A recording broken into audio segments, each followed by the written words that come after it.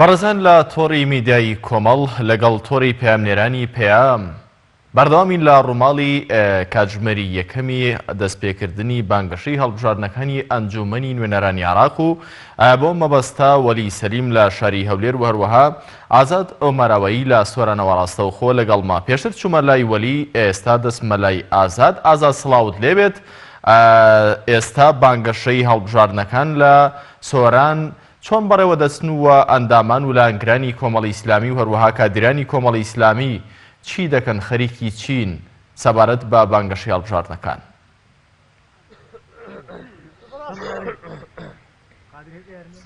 بەڵە کارزان سڵاو لە تۆ و لە بینەرانی بەڕێز بێتن. دیارە لە کاتژمێری 12ی شەوە دوای ئەوەی بانگەشەی هەڵبژاردنەکان بۆ ئەنجومەنی نوێنەرانی عێراق دەستی پێکرد. من ئێستا لە ناحیەی خەلیفانم، دیارە لەوێش ئەندامانی کۆمەڵی ئیسلامی بە گوڕوتینێکی زۆرەوە دەستیان بە بانگەشەی هەڵبژاردن بۆ لیستی کۆمەڵی ئیسلامی کوردستان 104 دەست پێ کردووە. دیارە ئەندامان بە شێوەیەکی زۆر گەرم و گوڕ و گەرم و گوڕیان پێوە دیارە کەوا لەو ناحیەیە بانگەشەی خۆیان دەست پێ کردووە. من ئاماژە بۆ بدەم لە سنووری مەڵبەندی سۆرانی کۆمەڵی ئیسلامی لە سەرجەم ئەنجومەنەکان دەست بە بانگەشەی هەڵبژاردن ئەکرێت و کار بۆ لیستی کۆمەڵی ئیسلامی سەڵسوار ئەکرێت و هەوڵی جدی بۆ لیستی کۆمەڵی ئیسلامی ئەدرێ لەلایەن ئەندامان و کادرانی کۆمەڵی ئیسلامی کوردستانەوە. من بۆ زانیاری زیاتر لە سەرکارەکانیان ئەچمە لای کا عوسمان بناوی بەرپرسی ئەنجومەنی خەلیفانی و کۆمەڵی ئیسلامی سەبارەت بە کارەکانیان. بەڵە کاک عوسمان، کارەکانتان چۆن دەست پێ کردووە و بە چ گوڕوتینێکەوە لە کارەکانتان بەردەوامن بۆ بانگەشەی لیستی کۆمەڵی ئیسلامی؟ بەناوی خۆی گەورە میهرەبان، پێشەشی بەخێرهاتن زنامتانەکەن، زۆر بەخێر بێن، دەستخۆشتان لێهن کە بەو شەوەیەوە هاتینە لە خزمەت برانی خەلیفانێ بووین، دەستخۆشتانێکن خواپاداشتان ناتەوە، دەستخۆشی لە برانی پێیامیشەکەن کە بەو شەوەی ڕاستەوخۆ گوازنەوە. ئێمە هەروەکو شوێنەکانی دیکە لەگەر برانمان بەگشتی لەگەر شوێنەکان بەگشتی لە کاتی خۆ لە وەختی خۆ ئامادە بووینە لۆ هەڵواسینی لیستی سەرپرساری کۆمەڵی ئیسلامی لە ناو شارۆچکەی خەلیفان لەگەر برانمان بە گەرم و گوڕیەوە ئامادە بووینە. لێرە شەوە دەستخۆشی لە برانەکەین، دەستخۆشی لە جەماوەرەکەین کە جەماوەر زۆر بە گەرم و گوڕیەوە هێشتا کاتی نەهاتوە لۆی پڕۆپاگەندا دەست پێ بکات. جەماوەر زۆر بە گەرم و گوڕیەوە پێشوازی لێ کردینە چاوەڕێی ڕۆژی دەنگدان و ئینتیخاباتە لۆی بە گەرم و گوڕی بێتە سەر سندوقی دەنگدانەوە، بە تایبەتیش دەنگ بە کۆمەڵی ئیسلامی بدەن ژمارە 104ەوە. لەبەر کۆمەڵی ئیسلامی ڕابردوشی چاک و پاک و ڕێکوپێشی هەیە. کۆمەڵی ئیسلامی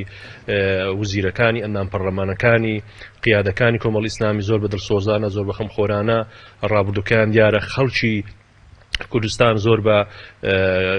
زۆر بە شانازیەوە پێشوازی لە کاندیدەکانی کۆمەڵی ئیسلامیەکەن. هیوادارین بە گەرم و کورتتر خەرک بێتە سەر سندوقی دەنگدان. خەڵکی دەڤەرەکە تا چەندە ئومێدیان بە لیستی کۆمەڵی ئیسلامی و کاندیدەکانی کۆمەڵی ئیسلامی هەیە؟ وەڵام باسم کرد خەڵک ماوەیە کە چاوەڕی ئەو ڕۆژەیە کاتن کە کاندیدەکانی کۆمەڵی ئیسلامی دەنجان پێم دەن لەبەرەوەی ڕابردووی کۆمەڵی ئیسلامی دیارە هەم لە هەرێمی کوردستان و هەم لە بەغداشەوە کاندیدەکانی کۆمەڵی ئیسلامی ئەو برا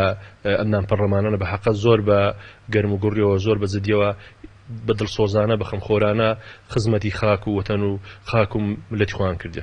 ئێوە چ ئومێدێکتان لە هاوڵاتیانی دەڤەرەکە هەیە وەکو ئەنجومەنی خەلیفان؟ وەڵای ئەمە گەشتبینی بەڕاستی بە هاوڵاتیان چکووە یەکەم زارمان نییە لە ئینتیخاباتەکان خەرک بە گەرم و گوڕیەوە پێشوازی لێکردینە. ئێمە زیاتر چاوەڕوانی ئەمە لە جەماوەری خۆمان هەیە و زیاتر گەشتبینین بە جەماوەری خۆمان، چکۆمە یەکەم زارمان ینی لە ئینتیخاباتەکان بەشدارین، چەندەمین جارە بەشدارەکەن خەڵک بەبێ ئەوەی کە تەکلیفی چمان لێ بکەن، بەبێ ئەوەی داوای چمانێن خەرک زۆر بە گەرم و گوڕیەوە پێشوازی لێکردینە. بەڵێ کارزان، من ئەمەوێت زیاتر ڕای ئەو کادرانەی کۆمەڵی ئیسلامی بگوازمەوە کەوا بەم شەوە لە کەش و هەوایەکی ساردیش لە ناحیەی خەلیفان هەیە، بەڵام ئەوان گەرم و گوڕن و گوڕوتینێکی زۆریان هەیە لە سەر بانگەشەکردن بۆ لیستی کۆمەڵی ئیسلامی. ئێسمە لای مامۆستا ناسی حەویش پەیامی خۆی بگەێنێتن سەبارەت بە بانگەشیان بۆ لیستی کۆمەڵی ئیسلامی. بسم الله الرحمن الرحیم. بەناوی خوا دەستمان پێکرد و ئینشاءالله بە پشتیوانی خوای گەورەش لە داهاتوودا لە کۆتاییدا سەرکەوتنێکی گەورە و شایستە بە کۆمەڵی ئیسلامی بەدەستدینین. ئێمە وەک کادیران و ئەندامانی کۆمەڵی ئیسلامی لە سنووری ئەنجومەنی خەلیفانی کۆمەڵی ئیسلامی وەک ئەو وادەیە کە لە بۆمان دیاریکرا بوو کاتژمێر 12ی شەو دەستمان کرد بە هەڵمەتی بانگەشەی هەڵبژاردن بۆ لیستی 104 کۆمەڵی ئیسلامی کە وەک دەزانین لیستی کۆمەڵی ئیسلامی کە شایستەی ئەوەیە پێشی بگۆترێت لیستی هەڵوێست بەهۆی ئەو هەڵوێستە جوامێرانە و مەردانەی کە لە ڕابردوودا کۆمەڵی ئیسلامی نواندی هەمیشە لەبەرەی گەلدا بووە لەبەرەی خەڵکی هەژاردا بووە دیفاعی لە ماف و کەرامەتی خەڵکی هەژار و مرۆڤی کورد کردووە شایانی ئەوەیە ئەو ناوی لێ بندرێت کە پێی بگۆترێت لیستی هەڵوێست و لە هەمان کاتیشدا ئەندامانی پەرلەمان لە لیستی کۆمەڵی ئیسلامی لە ڕابردوودا لە فراکسیۆنەکانیان و هەم لە ئەنجومەنی نوێنەرانی عراقیشدا و وەزیرەکانیان لە کابینەی حکوومەتی هەرێمی کوردستاندا گەواهیدەری ئەو ڕاستیان کە زۆر بە دڵسۆزانە و بە شێوازێک کە شایستەی خزمەتکردن بە مرۆڤی کورد بێ بەرگریان لە مافەکانی خەڵک کردووە هیچ کاتێک نەچوونەتە بەرەی ستەمکار هیچ کاتێک نیان ویستووە پەرلەمانی کوردستان ببێت بە دیوەخانەی حیزب بۆ کردیان سکرتێری پەرلەمان کە لە کۆمەڵی ئیسلامی بوو لە ڕابردوودا ئامادە بوو دەست لە کار بچێشێتەوە بەڵام سوور بێ لەسەر هەڵوێستەکانی خۆی هیچ زەخت و فشارێک کاریگەری لەسەر هەڵوێستەکانی ئەواندا نەکرد